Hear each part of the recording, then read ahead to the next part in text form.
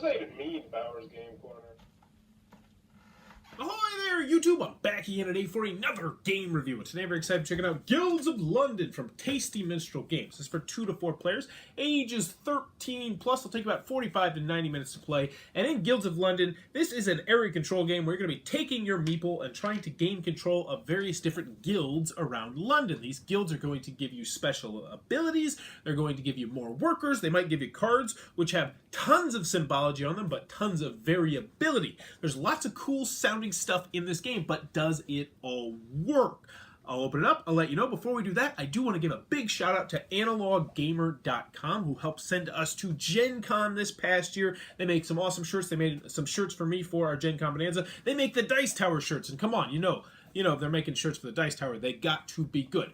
Also, little warning, the middle part is a little bit lengthier than I would like to be, so if you just want to hear my impressions, just skip to the end, but let's go ahead and check this bad boy out. Alrighty then, we're going to take a look at what you're going to get inside of Guilds of London. First and foremost, we're going to our handy dandy rule booklet, 12 pages, double-sided, full color, full of pictures, illustrations, examples. It is very well done, and it should have you up and running pretty smoothly.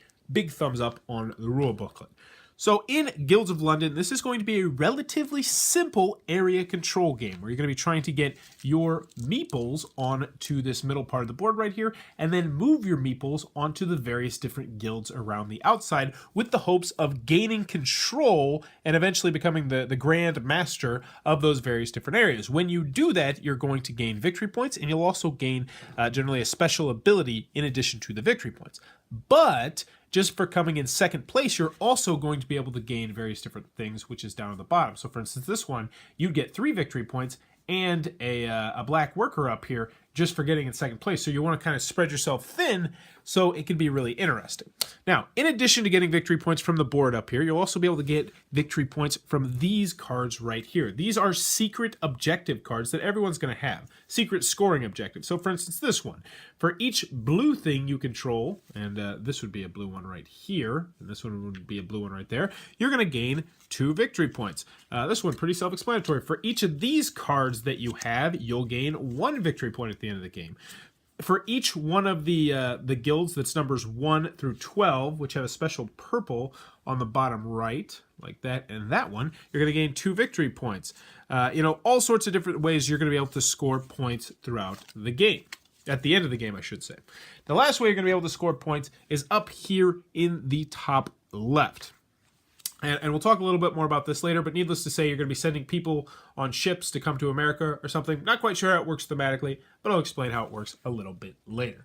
So, you're going to be trying to do area control in order to gain victory points. But let's go over the components, and then hopefully it'll make a little bit more sense, and we'll get into the gameplay. So, component-wise, you're going to have a whole bunch of tiles. Tiles. Lots and lots and lots of tiles. We'll go over a tile real quick.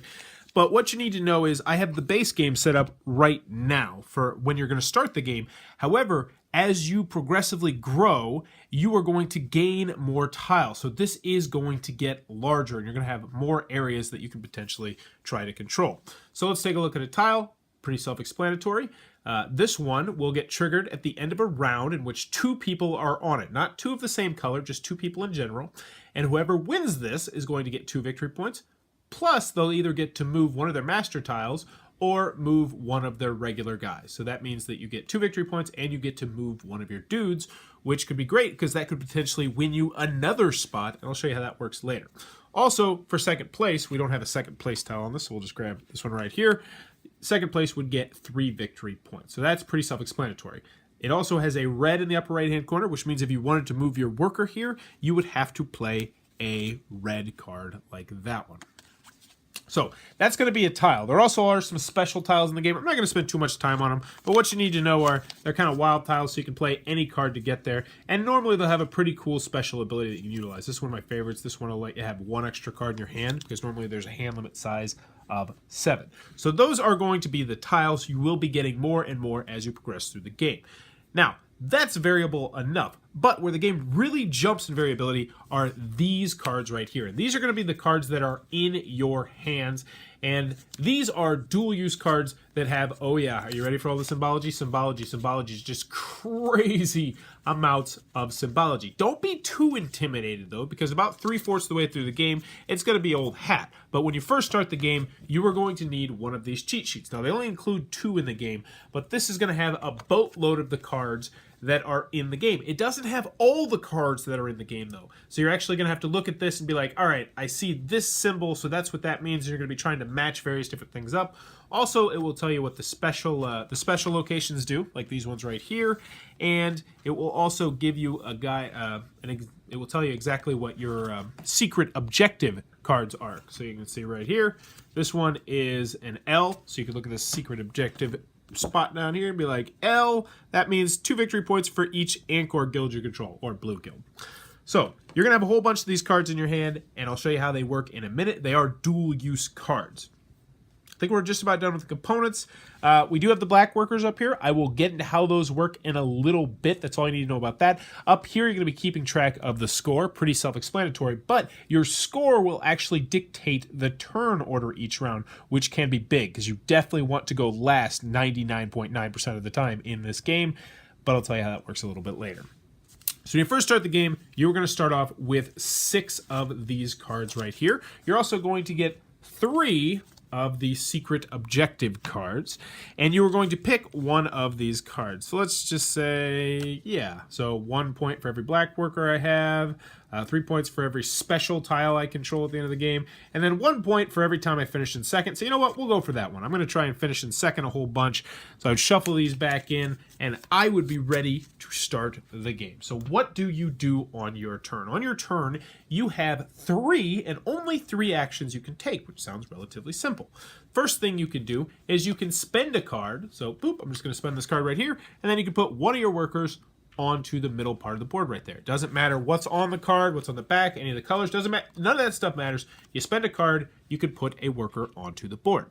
The second action that you can take, and we'll just use the same card right here, is that you can move one of your workers that is out here to a spot with this color, the red color. So I could go ahead and move, here or here, or here or here. So I can move this to any of those different spots because they have a red. So you know what? I might just spend that to do that.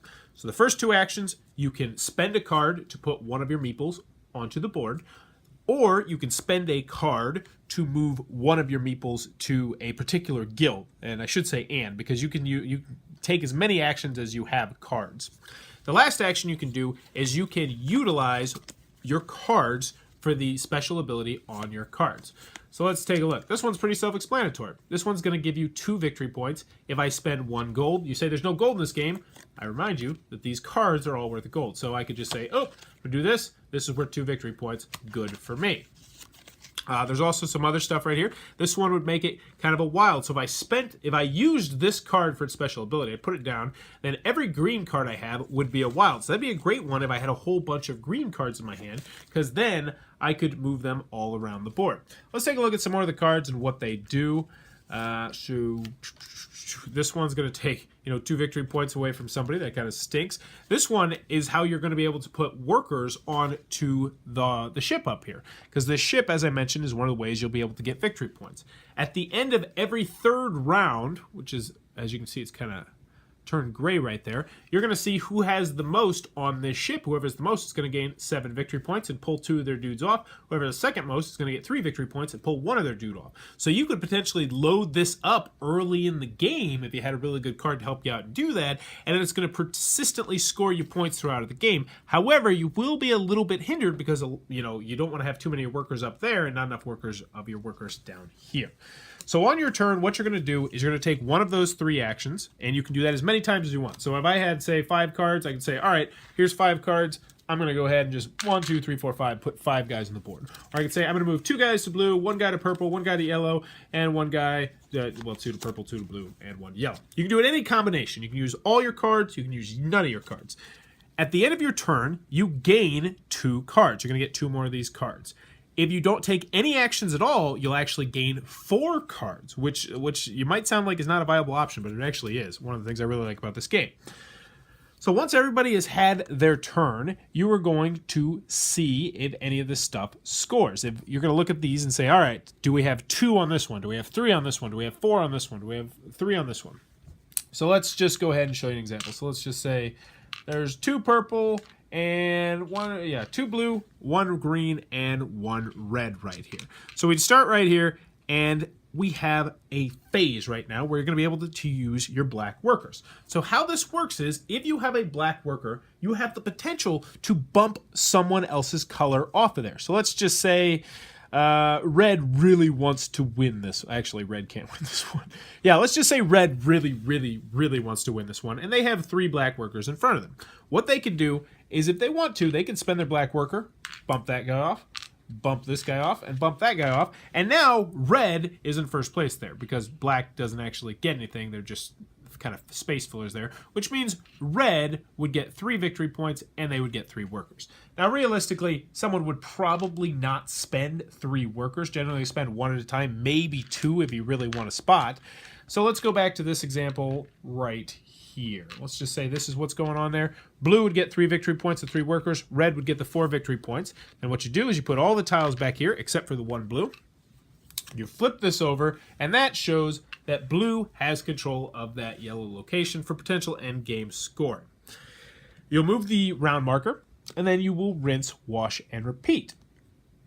You're going to do that every single round until you get to the 3, the 6, the 9, and the 12, because on those rounds, you'll do what's called the grow phase, which is where you're going to add more tiles to the outside of the board, and you're also going to see if someone who has control of this, they'll earn a reward, and you will go until either 12 or 15 rounds. At the end of the game, you're going to already have a bunch of points based on, doing stuff throughout the game.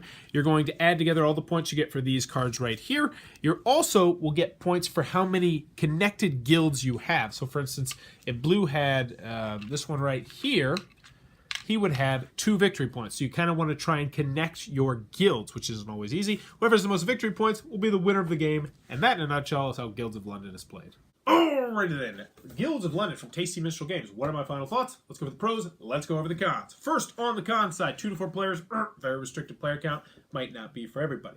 Also, symbology. Just,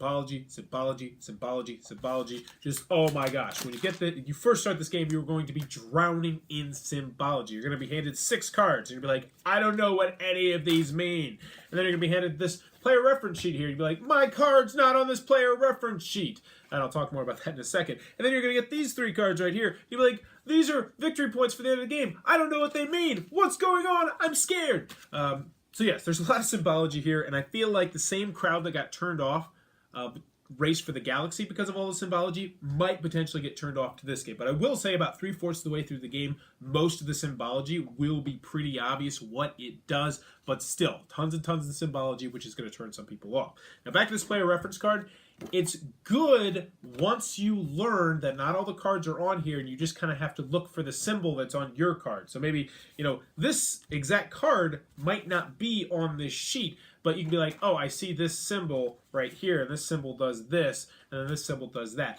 Tasty Minstrel Games also had another game, Guilds of London, that did something similar where you kind of had to figure out what the symbology did itself. I don't mind, and nobody I played with mind, but I'm sure somebody out there that really does bug them. But other than that, this is pretty useful. Another con that I had with this game is that the theme is completely dry and it feels completely pasted on, and it just doesn't help the game at all.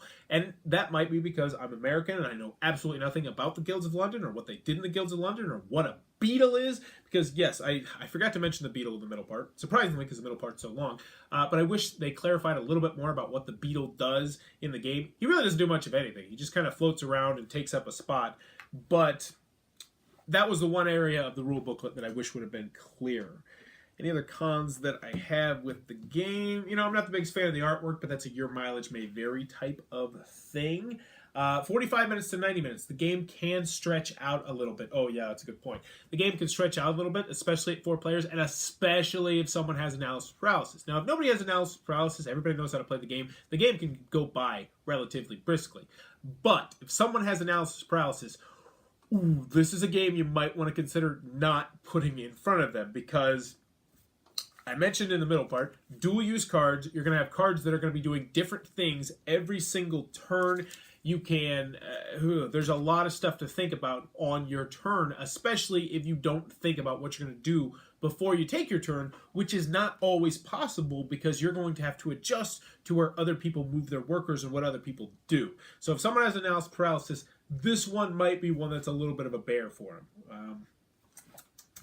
Any other cons I have with the game? Component-wise, no. Card-wise, no. Rule booklet, symbology, no. Let's move on to the pros. Moving on to the pros, I was very, very pleasantly surprised with Guilds of London. I had a blast with this game. We actually screwed up the first gameplay, which was a very bad gameplay. But then we realized that there was one huge rule we had missed regarding when you draw cards. But once we got that straightened out, really big fan of Guilds of London. So why do I like the game so much? First and foremost, I'm a huge fan of games that are variable. And this game is very, very variable. There are tons and tons and tons and tons and tons and tons of different cards that will do different things. Some of them, there's only one card that does it. And I just love that aspect that if you can get a really good combination, you can have a super awesome turn where you're like, yes! Now, oh, that was another comment I forgot to mention. There will be turns where you don't do anything on your turn. You're just like, I'm just going to draw 4 cards. But I also like that aspect. I like the collecting aspect where it's like, oh man, I am this close to making a really good hand. All I need is one more green card. And it's kind of interesting. While the choices you have to make are relatively simple, they are very interesting choices at the same time, and I love when a game is able to pull that off. I like how the first player marker moves. I forgot to mention that middle part. I like how the first player marker moves, where you don't want to be in first place until the very end of the game, because going second or third is definitely to your advantage, because you get to see what other people do and then plan accordingly for when everything's going to score. All the different guilds are going to score. I also like how the black workers work. I like how that adds a really interesting aspect where having one black worker in your hand can be very, very powerful. I like how there's tiebreakers where it's like you may not actually need your worker on top of this guild right here, but it serves as a tiebreaker. So you're kind of like, I kind of want to keep it there just in case I get to a tiebreaker situation.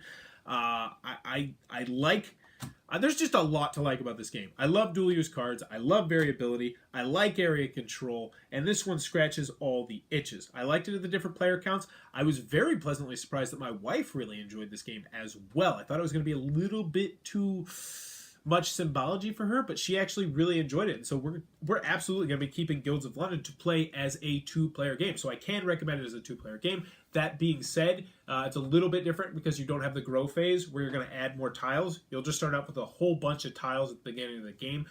But overall, Guilds of London, if you're in the market for a 2 to 4 player game that's about this length, 45 to 90 minutes, so you like area control, this is absolutely one I recommend you getting. And I think everybody should try this game. I really do think this is going to be one that a lot of people are digging for a very long time, especially if in the future maybe they had even more cards, more variability. I would love to see that. I am smitten with this game. Oh, the secret objectives. I love the secret objective cards and how sometimes it feels like you're playing a lottery and you're like, none of these help me. Then you get to one, you're like, oh man, this is 6 points right here. I like that. I like that aspect a lot. I just like this game a lot. So that is Guilds of London from Tasty Minstrel Games. One that I absolutely can recommend if you're looking for a great game night game that plays up to 4. If you're looking for a great couples game that plays 2. If you like area control games. But yeah. So that is Guilds of London from Tasty Minstrel Game. One that I really dig. Probably going to be one of my top 10 games of 2016. Maybe top 20. I'm not quite sure yet. I'll let you know at the end of the year.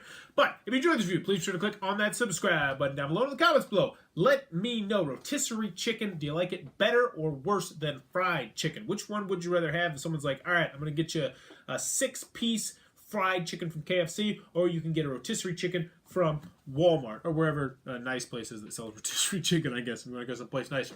For me personally, oh man, that's so hard. I love both of them so much. I think it would really depend on where I'm getting the chicken. If we're talking about going to Popeye's chicken, then I'll take the deep fried chicken. If we're talking about going to Lee's Famous Recipe chicken, then I'll probably take the rotisserie chicken. And also, if you can give me variety, like if I can get an 8-piece bucket or a 6-piece bucket from KFC, but they give me, 2 grilled, and 2 original recipe, and 2 crispy, and 1 hot, I guess that's 7, I would probably take the variety. But let me know. Chicken. Comments below. And as always, thanks for your time, YouTube.